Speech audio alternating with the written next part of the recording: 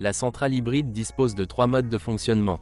Dans le premier, Eco, la réponse à la pédale d'accélérateur est plutôt lente. Et en mode Power, les réactions sont trop vives et ressemblent à l'actionnement d'un interrupteur on/off. Pour les trajets normaux, le mode standard est préférable.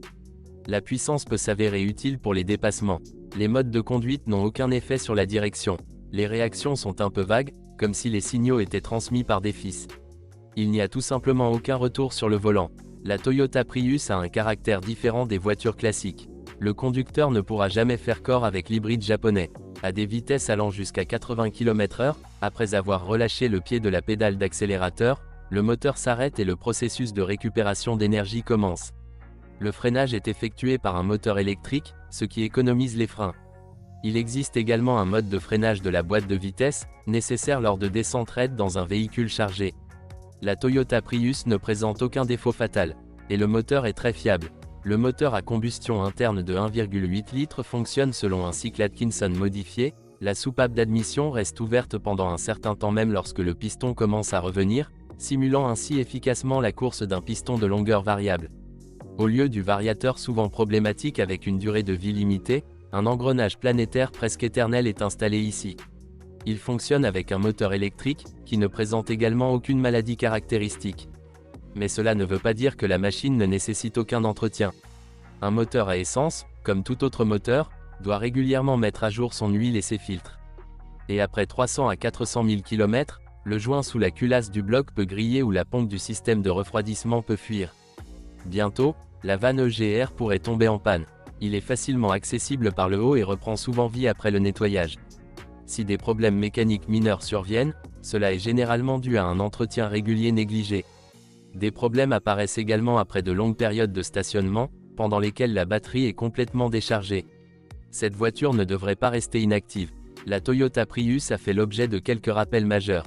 L'un concernait des voitures fabriquées avant janvier 2010, des problèmes d'ABS étaient survenus sur des routes défoncées. En février 2014, un deuxième a été annoncé. Cette fois, l'installation hybride nécessitait des réparations. Il y avait un risque de surchauffe des transistors de l'onduleur, à la suite de quoi la voiture passait en mode sans échec ou était complètement hors tension. Le défaut a touché tous les exemplaires et il est fort possible que ce problème soit toujours présent pour votre voiture. En hiver, il arrive parfois que l'écran central commence à réagir et ne réponde pas facilement au toucher.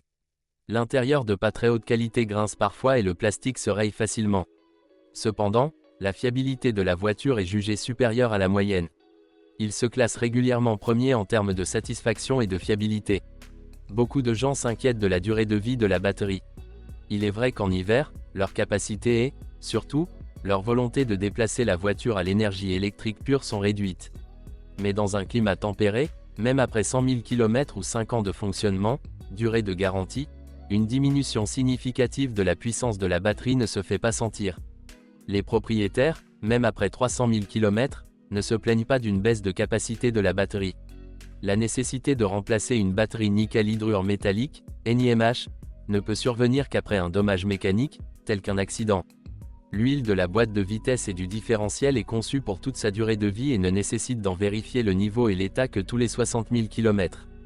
Pourtant, en cas d'exploitation dans des conditions difficiles, le constructeur recommande de réduire l'intervalle de surveillance à 45 000 km, et de remplacer complètement les fluides de travail au plus tard à 90 000 km. Les conditions difficiles incluent des déplacements fréquents sur autoroute à des vitesses d'environ 130 km/h. Vous devez également changer le liquide de refroidissement. La première fois après 150 000 km, puis tous les 90 000 km. Le liquide de refroidissement de l'onduleur nécessite également une mise à jour, d'abord après 240 000 km, puis tous les 90 000 km. La Toyota Prius de 3e génération est une voiture extrêmement fiable qui, sous réserve des conditions d'exploitation et des règles d'entretien, sera non seulement économique, mais également durable.